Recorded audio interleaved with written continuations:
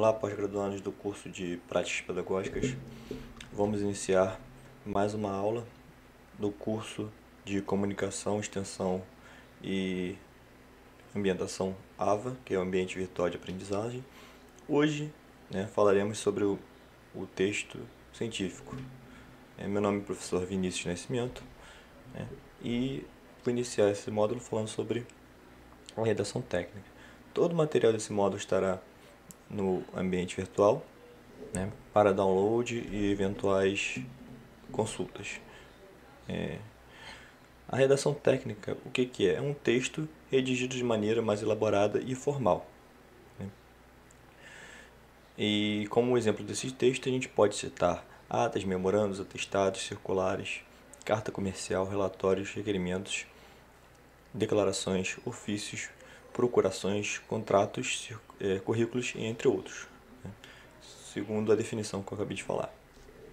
E através disso a gente chega nos textos científicos, que é um gênero textual, ou seja, um tipo de texto que apresenta as metodologias ou processos necessários para aplicar e desenvolver uma série de atividades ou conhecimentos científicos. O exemplo desses textos técnicos são manuais, instruções e catálogos, entre outros.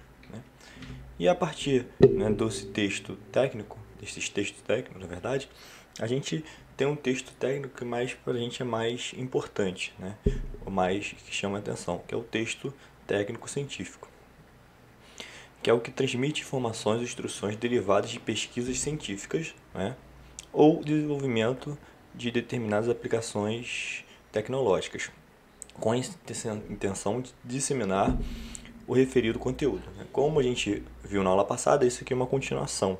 Então, a gente pode citar como exemplos desses textos técnicos científicos que artigos, manuais, conferências ou monografias que tratam de tópicos como a medicina, física, química, matemática, engenharias, entre outros. Observa muito que essa definição é praticamente a continuação da aula passada. Aqui a gente observa algumas linguagens utilizadas nos textos técnicos científicos, que são termos e significados restritos, instrumentos essenciais para a construção da coerência dos textos.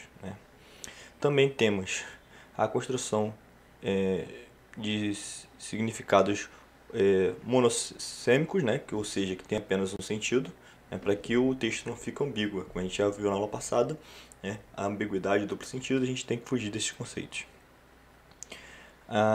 Esses textos resultam em consenso conceituais existentes dentro de um campo científico ou tecnológico, que podem sofrer alterações mediante novas descobertas na área. Por exemplo, a gente tem áreas, principalmente na medicina, que vão evoluindo com o tempo. Ou seja, o objetivo nosso ou de um escritor científico é o quê? Fomentar a área para que essa discussão seja sempre evoluída. Tem o propósito da educação especializada e a comunicação entre especialistas da mesma área. Ou seja, a gente está escrevendo agora para o quê? Especialistas de uma área acadêmica. Pode ser uma área matemática, física, engenharia, biomedicina, interdisciplinar, entre outros. Não esquecendo que também um leigo pode ler. Então, a gente sempre também tem que facilitar a leitura para uma pessoa que é de fora dessa área, ou dessas áreas, que pode ser de mais de uma área. E aí a gente tem algumas características sobre o texto técnico científico. A primeira característica, como a gente já viu anteriormente, é a universalidade. No momento que o pesquisador torna pública a sua investigação, ele pretende que os resultados alcancem maior difusão e seja útil para outras pessoas. Ou seja, a gente quer abranger o maior número de pessoas com aquele texto, com aquela comunicação. Objetividade também é um ponto importante, onde o modo como o texto é escrito evita subjetividade, eliminando a opinião do autor. Ou seja, a gente não tem que dar nossa opinião durante um texto desse, tem que apresentar fatos, entre outros estudos, citações, entre outras coisas.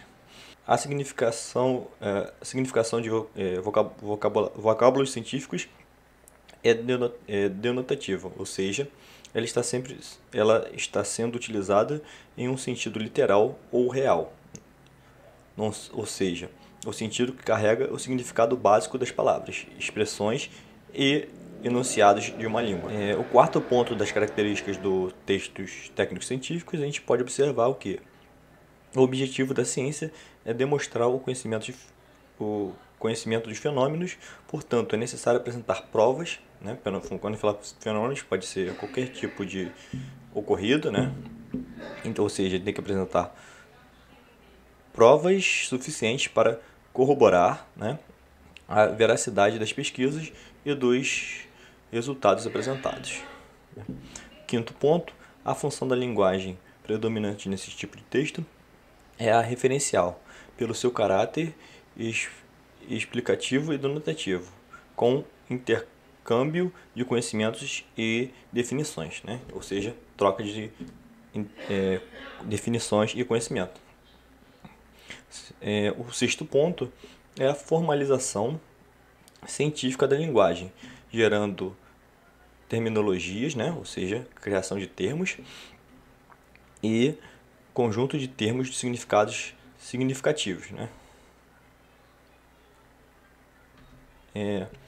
O sétimo ponto é a coerência, como todo texto, né? Mas um texto técnico-científico principalmente. Uma vez empregado um termo no início do texto, ele deve se manter até o final do discurso, para que a precisão e a clareza sejam alcançadas. E o oitavo ponto, e último, a gente pode citar, né, é o que? O rigor. Precisão e coerência devem ser ligados de forma elegante no momento da escrita. Então, essas foram as 8 características, né? Características muito importantes, principalmente no texto acadêmico, para atingir o seu objetivo, ou os seus objetivos, né? E aí, a gente também tem os 3 tipos de texto acadêmico, né? Texto técnico-científico, né? Ou texto acadêmico. Os expositivos, né? Textos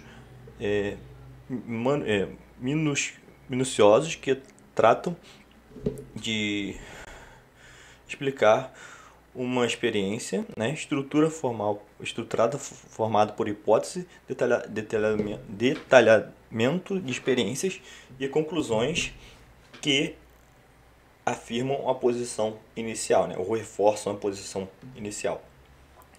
Os textos, né? Os tipos de textos descritivos, que são os mais técnicos do que científicos, tratam-se da utilização de um instrumento ou de uma operação prefixada, né? Ou de mais de uma operação. E por último, né, os textos argumentativos. A discussão de uma teoria ou de uma tese, né, que você já deve ter aprendido a diferença de hipótese e tese, sobre uma experiência ou fenômeno. Estrutura geralmente formada pelo estado atual do problema. Pela demonstração da tese e de seus argumentos contrastando com a ideia opostas, a conclusão vai ser de acordo com a hipótese inicial. Sempre a gente vai provar o que é a ideia, né, é inicial, sendo que uma hipótese, né, inicial. Então, esse será o conteúdo da nossa quarta semana de aulas, né? Então, ficamos por aqui e desejo uma boa semana a todos.